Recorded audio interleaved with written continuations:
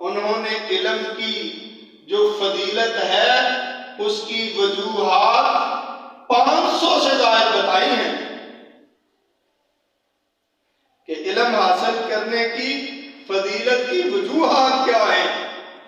500 سے زیادہ.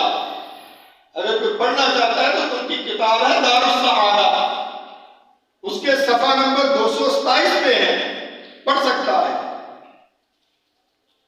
کہ 500 پلس ایسی وجوہات انہوں نے بتائی ہیں جو شرعی علم کی فضیلت کو حاصل کرنا، اس کی فضیلت کیا ہے، وہ 500 پلس وجوہات بتائی ہیں. اور خود نبی کریم صلی اللہ علیہ وسلم نے واضح طریقے سے علم کی فضیلت بیان کی ہے. اللہ کے نبی ارشاد فرماتے ہیں من سلک طریقا یلتمس فیہ علما، جو کوئی ایسے رستے پہ چلا جس رستے پہ وہ علم کی تلاش کے لیے نکلا ہے، سہل اللہ لہ طریقا الی الجنہ، تو اللہ تعالیٰ اس کے لیے جنت کا جو رستہ ہے وہ آسان فرما دیتے ہیں.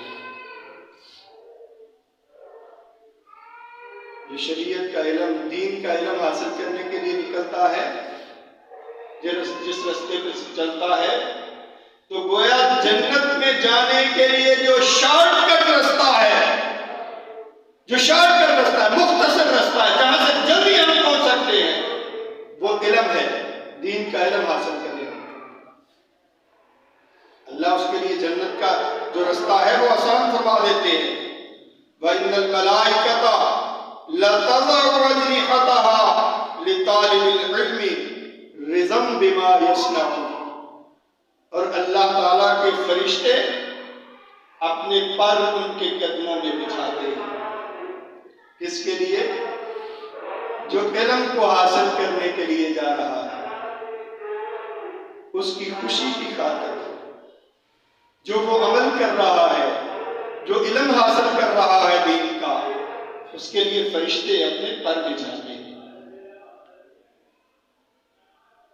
یہ کوئی تھوڑی فضیلت ہے اس آدمی کی جو علم حاصل کرتا ہے. کیا یہ چھوٹا سا سٹیٹس ہے؟ یہ چھوٹا رتبہ ہے؟ جو دین کا طالب علم ہے اس کے لیے فرشتے اپنے پر بچھاتے ہیں، اس کی خوشی کے لیے، اس کو خوش کرنے کے لیے، اس کی رضا کے لیے کہ وہ یہ عمل کر رہا ہے. وَإِنَّ الْعَالِمَ لَيَسْتَغْفِرُ لَهُ مَنْ فِي السَّمَاوَاتِ وَمَنْ فِي الْأَرْضِ، جو دین کا عالم ہے،